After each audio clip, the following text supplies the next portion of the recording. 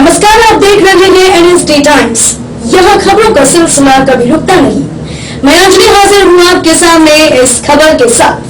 लोक जनशक्ति पार्टी रामविलास के राष्ट्रीय अध्यक्ष आदरणीय चिराग पासवान प्रदेश कार्यालय कृष्णापुरी में सुशील कुमार को पार्टी में सदस्यता दिलाए तथा मिलन समारोह को संबोधित करते हुए सुशील कुमार सुप्रीम कोर्ट के अधिवक्ता हैं जो सीतामढ़ी जिले से आते हैं। अपने सैकड़ों कार्यकर्ताओं के साथ लोजपा रामविलास में शामिल हुए। इस मौके पर चिराग पासवान ने कहा कि आज समाज में कई ऐसे तबके हैं जो हर जाति हर धर्म से आते हैं, वो पीछे हैं। आइए देखते हैं पटना से हमारे संवाददाता मुकेश कुमार की ये रिपोर्ट। विपक्षी दलों के नेताओं की बैठक जो है दूसरी धीरे क्या कहेंगे, लगातार बैठकें चल रही है। ये कहना क्या है, विपक्षी एकता का प्रयास कर रहे हैं। बहरहाल पहली बार थोड़ी गंभीरता जरूर विपक्षी एकता में देखने को मिली है। इससे पहले हम लोगों ने देखा कि सिर्फ तस्वीरें खिंचाने के लिए सब साथ आते थे, पर इस बार जो बार बार इन लोगों की बैठक हो रही है, पर ये आने वाला समय ही बताएगा कि इन बैठकों का कोई निष्कर्ष निकलता है कि नहीं निकलता है। देखिए, स्वाभाविक है एक साथ एक मंच पर आकर चर्चा करना आसान है, पर साथ मिलकर और ख़ास तौर पर कई ऐसे राज्यों में साथ मिलकर चुनाव लड़ना जहां पर एक दूसरे के खिलाफ ही जिनकी राजनीति हमेशा से रही है, राज्यों का नाम लेने की जरूरत नहीं है, पर कई ऐसे उदाहरण हैं जहां पर जो दल साथ में बैठे हैं उनके खिलाफ ही उन लोगों ने अपनी राजनीति करने का काम किया है। तो ऐसे में चुनाव में जब ये लोग जाएंगे तब तक क्या ये विपक्षी एकता बरकरार रहेगी? इस विपक्ष का नेतृत्व कौन करेगा? क्या उस पर सबकी सहमति बनेगी? पिछले दिनों भी जब ये लोग बिहार भी आए थे तो उस वक्त भी कुछ मतभेद कुछ दलों के बीच देखने को मिले थे, बट बहरहाल ये आने वाला समय ही बताएगा कि ये विपक्षी एकता इस तरीके से बरकरार रह पाती है या चुनाव आते आते तक धराशायी। यूनिफॉर्म सिविल कोड के आम आदमी पार्टी ने समर्थन किया है, वहीं विपक्षी सेना जो है इससे प्रधानमंत्री मोदी ने इसको इम्प्लीमेंट करने की बात कही है। आरजेडी और जेडीयू इसका विरोध कर रही है, आपकी पार्टी का क्या स्टैंड है इस पे? भाई देखिए, यूनिफॉर्म सिविल कोड की जहाँ तक बात है, भारत विभिन्नताओं का देश है और भारत की खूबसूरती ही यही रही है कि जितनी भी विभिन्नताएं हैं यहाँ पर, हर किसी को अपनी पहचान इस देश में रहते हुए मिली है। ऐसे में जब यूनिफॉर्म सिविल कोड की बात आती है, जब तक इसका ड्राफ्ट सामने नहीं आता, ये लॉ कमीशन की पहली जिम्मेदारी बनती है कि भाई इसका ड्राफ्ट तो दें, जहाँ पर अलग अलग धर्म हैं, अलग अलग समुदाय हैं, अलग अलग नियम कायदे कानून परंपराएं हैं। आप एक ही धर्म में देखिएगा तो कई अलग अलग क्षेत्रों में जाके परंपराएं बदलती हैं और वो उन परंपराओं को मानते हैं।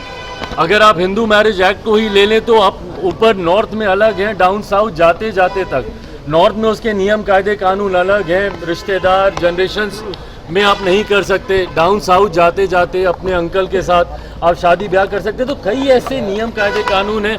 आप ईस्ट में जाएंगे, ईस्ट की परंपराएं और है, साउथ की और है, नॉर्थ की और है। तो ऐसे में जब यूनिफॉर्म सिविल कोड की बात आती है तो वो क्या ड्राफ्ट है, जब तक लॉ कमीशन उस ड्राफ्ट को आपके सामने नहीं रखता, मुझे नहीं लगता कि इस पर किसी का भी कोई भी टिप्पणी करना उचित है।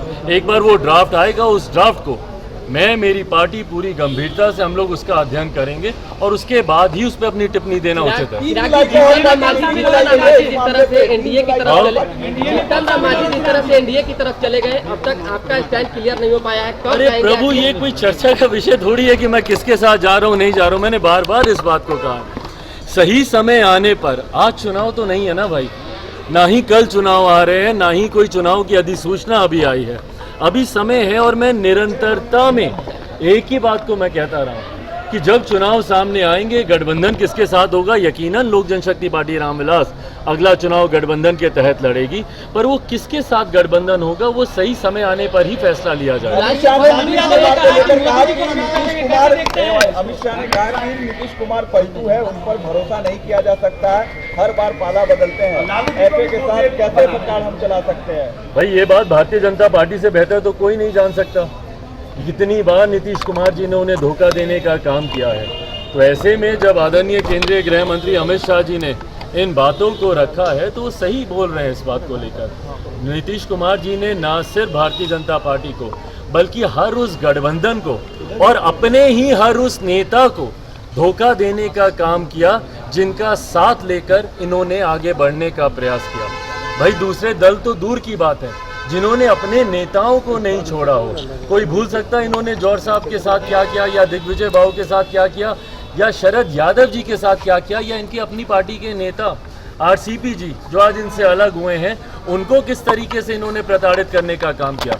समय समय पर अपने स्वार्थ के लिए, गठबंधन को बदलने के लिए जिस नेता ने घटक दलों को धोखा देने का काम किया, तो ऐसे में उनको आईना ही दिखा रहे हैं मौजूदा गृह मंत्री जी। एक सवाल है चिराग जी, कहा जा रहा है एनडीए की तरफ से ये चीजें चर्चा चल रही है कि चिराग पासवान चाह रहे हैं कि हाजीपुर सहित 6 लोकसभा सीट मिले, इसके बाद ही कुछ डिसीजन लेंगे, ऐसा कुछ है क्या?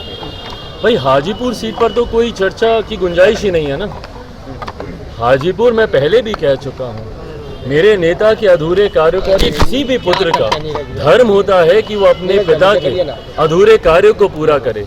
ऐसे में जब आज मेरे पिता इस दुनिया में नहीं है, तो हाजीपुर की एक बड़ी जिम्मेदारी है जो कि पुत्र होने के नाते मुझे निभानी है। जमुई का क्या होगा? जमुई का फिर क्या होगा सर?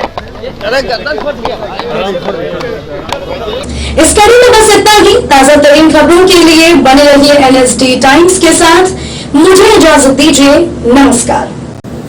अगर आप ये वीडियो फेसबुक पर देख रहे हैं तो हमारे पेज को फॉलो करें, और अगर आप ये वीडियो यूट्यूब पर देख रहे हैं तो हमारे चैनल को सब्सक्राइब करें, और आगे आने वाली वीडियोस को देखने के लिए नोटिफिकेशन के आइकन को प्रेस करें।